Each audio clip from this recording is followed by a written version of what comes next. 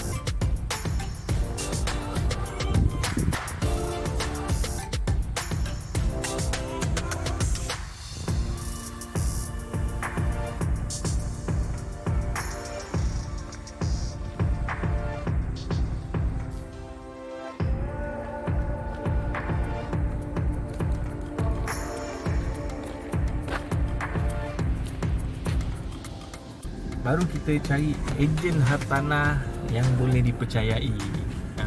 Tu yang penting. Sebab apa ejen hartanah ni, dia biasanya dia akan menasihatkan kita dari segi harga pasaran semasa, daripada latar belakang satu properti ni, sesuai macam mana lah. So kena rujuk kepada ejen hartanah lah. Dia boleh memberi satu pandangan yang tepat. Satu kita kena yang lagi yang lain kita juga kena tengok dari segi location, dekat tak dengan tempat kerja kita.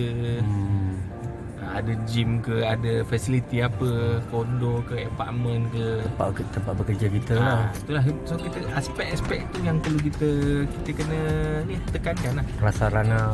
Yes. Sebab kita dah tahu pertama kita nak kemampuan kita 900. So kedua kita dah cari rumah yang kita nak. So kita kena tahu lah rumah tu dekat mana. Kita macam dekat tempat kerja kita, kan? Dari segi kemudahan. So benda-benda tu kita perlunya merujuk pada ejen hartanah yang dipercayai, yang boleh dipercayai. Bukan broker kena ejen hartanah yang berdaftar lah. Okay, so lepas tu yang ketiga, biasanya ejen hartanah ni apa yang disarankan kepada bakal-bakal pembeli? Okey, biasanya ejen hartanah ni dia akan tanya balik pada kita punya bajet berapa. Okey, itu yang penting lah. Sebab tu saya kata yang pertama kita kena tahu tak kemampuan kita. So bila dah tahu kemampuan kita, kita boleh beritahu ejen hartanah, okey kita nak bulanan 900. Tak lebih 900. So ejen hartanah ni biasa dia tahulah okey rumah yang macam mana. So kita beritahu dia location, kita nak area mana, kita nak apa. So biasanya ejen hartanah ni dia akan suggest lah yang sesuai yang kita. Itu pentingnya. Okay. So next, lepas kita dah ni, yang ketiga kita kena cek peguam lah. Peguam untuk hartanah. Peguam. Peguam ni biasanya disediakan oleh pihak agensi ke atau macam mana? Peguam ni dicadangkan oleh pihak ejen. Boleh juga. Tak lain masalah kalau kita sendiri ada kenal dengan peguam pun, kita boleh guna peguam kita juga. Apa perlunya peguam? Peguam ni untuk menyediakan dokumen jual beli. SPA lah, Sales and Purchase Agreement. Jual beli, perjanjian jual beli lah. So kat situ kita kena fikir dari kos peguam.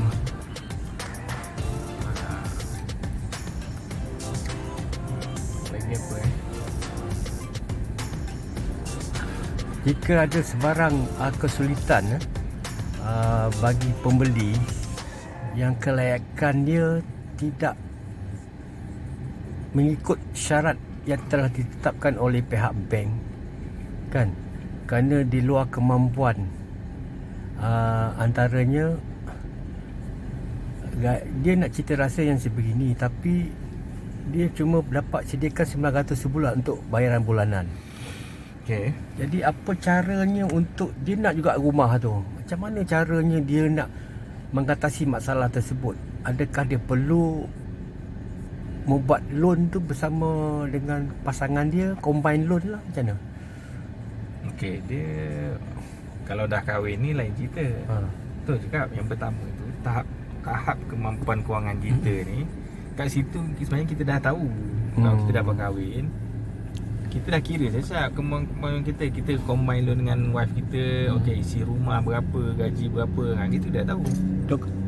Kalau tak cukup lagi, mungkin perlukan dokumen-dokumen sokongan. Dokumen sokongan ni seperti macam ASB ya? Simpanan apa semua. Biasanya apa dia? Dokumen-dokumen sokongan tu? ASB untuk permohonan pinjaman. ASB, tabung haji. Tu boleh diambil kira lah. Ambil kira. EPF? EPF ni dia bukan kira simpanan. EPF ni sebagai untuk tambahan untuk tambahan modal dari deposit. segi, ya, dari segi deposit. Kalau dia tak ada cash money dalam bank, dia boleh ambil guna pakai daripada akaun kedua. Akaun kedua kan. Yes.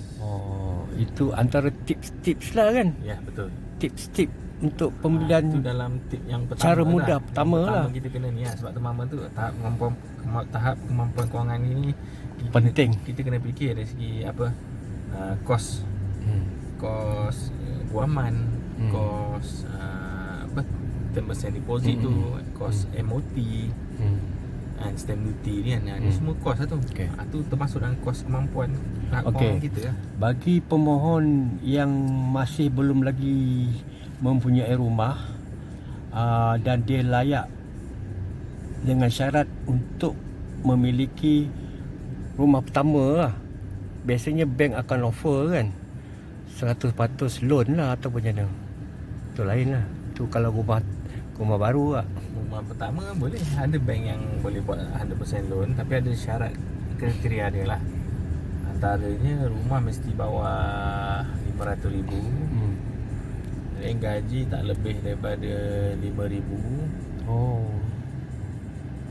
Layak untuk buat 100% loan lah. Dan biasanya yang tak banyak bank pun offer 100% ni. Bank-bank yang BSN dia, dua bank. Jadi ini untuk tips, macam mana tips untuk golongan anak muda yang gajinya di bawah 3,000 ataupun 2,000.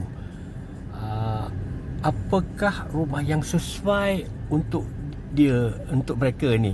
Adakah rumah yang kos harga rendah ataupun rumah yang rumah-rumah terpakai? Biasanya Kalau bawah kata gaji tu, saya kata kita kira balik lah, macam saya kata 1/3 daripada gaji. Kalau 2,000 berapa? Kalau 2,000 lebih kurang dalam 600-700. So 600 ni bayangkannya rumah yang apartment lah, apartment kos rendah kan. So kita boleh boleh survey lah benda ni, survey dekat rumah Selangorku ke, ataupun kerajaan yang offer. Contoh kalau ada rumah murah Prima ke apa kan, yang harganya 200,000 ke bawah. Tu penting tu.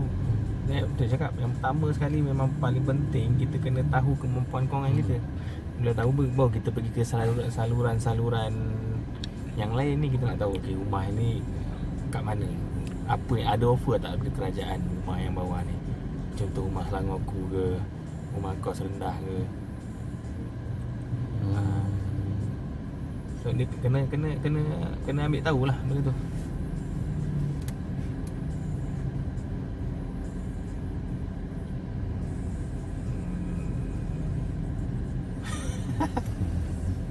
Ramai orang keliru tu tentang perbezaan antara ejen atau perunding hartanah berdaftar dengan broker.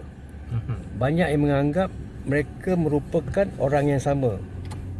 Jadi boleh jelaskan tak dua perkara yang perlu kita ketahui ini antara broker dengan ejen ni?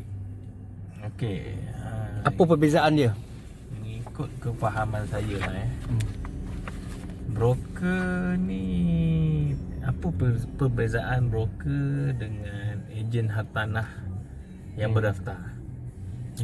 Okey, broker ni bahasa kasar dia broker lah. Bahasa orang kampung bagi broker lah. Sebenarnya kalau bahasa apa orang panggil, bahasa yang betul ya, dia ejen juga, orang tengah. Dia orang perantaraan lah. Bagi orang tengah kan. Cuma broker ni kat kampung kita panggil broker lah. Cuma broker ni sebab apa dia tidak dikawal selia oleh dia tak berdaftar. Tak dikawal selia oleh LPPEH kan? Yes, LPPEH ni sebab dia tak berdaftar dengan lembaga perumahan. Bolehkah kita katakan dia ni sebagai dikategorikan sebagai ejen haram? Yes, betul. Betul Sebab dia tak berdaftar bagi ejen haram lah. So agak risiko lah bagi kita berurusan dengan orang yang tak berdaftar ni. Dia sering melakukan perkara-perkara yang tidak beretika lah. Betul. Dan kadang-kadang kita boleh pembeli akan terpedaya kalau takut tertipu tak? Betul. Seperti menipu wang cengkeram pembeli kan. Betul. Menerima bayaran daripada dua belah Deposit pihak. kan. Dari segi security tu, keselamatan tu tak ada lah. Berbanding dengan Bandingkan kita berusaha dengan ejen ejen berdaftar. Kalau ejen berdaftar ni apa keistimewaan dia? Ejen berdaftar ni yang pertama dia dah sasar dia berdaftar. Dia di bawah satu agensi. So apa-apa pun urusan jual beli deposit ni dia melalui saluran ni lah, company lah, agensi lah. So kalau apa-apa berlaku penipuan ke apa ni, kita boleh salurkan aduan kita dekat lembaga LPEH ni. Kalau broker, kalau berlaku penipuan ni, kita tak tahu kita nak buat aduan kat mana. Kan? Kita buat aduan kat polis pun, polis tak boleh buat apa. So lagi secure lah. Prosedur biasa digunakan kebanyakan agensi tanah berdaftar ni macam mana? Dia perlu, kebiasaannya pembeli, sebagai contoh, kebiasaannya pembeli perlu membayar 3% tak? Betul. Untuk Deposit tu 3% lah. 3% deposit daripada harga jual lah, daripada harga rumah sebagai tanda jadi tak? sebagai tanda setuju lah. Dan deposit tu dia akan masukkan dalam akaun company lah, Agensi berdaftar. Itu yang secure tu. Itu yang secure tu. Adakah pembeli perlu menandatangani borang tawaran tu? Yes. Lagi satu ada borang. Ada borang lah. Tu borang wajib lah tu. Borang yang wajib lah. Borang yang kita tangan yang menyatakan kita ada bayar sekian. Borang tawaran tu tak? Yes. Panggil offer to purchase. Jadi dalam dokumen tu pembeli kena ada salinan IC lah. Compile sekali lah. Compile sekali. Lepas tu salinan perjanjian jual beli yang lama kalau ada tak? Itu biasanya kita akan bagi sekali. Sebab apa? Untuk nak apply loan, bank dia perlukan lah. Dan tentang peguam ni macam mana? Adakah pembeli yang perlu sediakan ataupun agensi yang tawarkan? Tak kisah. Mana-mana lah. Mana-mana boleh. Kalau kita kenal biasa berusan, ada kenal dengan peguam yang biasa kita berusan, boleh je nak pakai peguam kita. Tapi biasanya ejen hartanah ni akan suggest lah guna peguam yang selalu berusan. Sebab lagi mudah lah. Maksudnya pembeli ni kita tak payah nak fikir apa lah. Berapa lama tempoh tempoh diberikan untuk proses dokumen perjanjian ni? Berapa hari? Biasanya kita akan beli 14 hingga ke 21 hari. Maknanya dalam tu dia kena bayar 3% dululah. Yes, 3%. Lepas tu baki dia Baki 7% lepas tanda tangan ni lah, surat SMP. Perjanjian jual beli lah, SMP lah. Maknanya dia kena perlu selesaikan sebelum SNP. Saya SMP ada Terus sekali automatik lah. 7% lah. 7% tu. Makna tu dah bayar tu, makna kira dah approve bank ke atau macam? Bank dah lulus. Dah lulus. Makna dah boleh berani bayar jelas kan. Kalau tak bank tak lulus tak boleh lah kan. Dia bayar untuk apa? Okey, proses penukaran nama tu.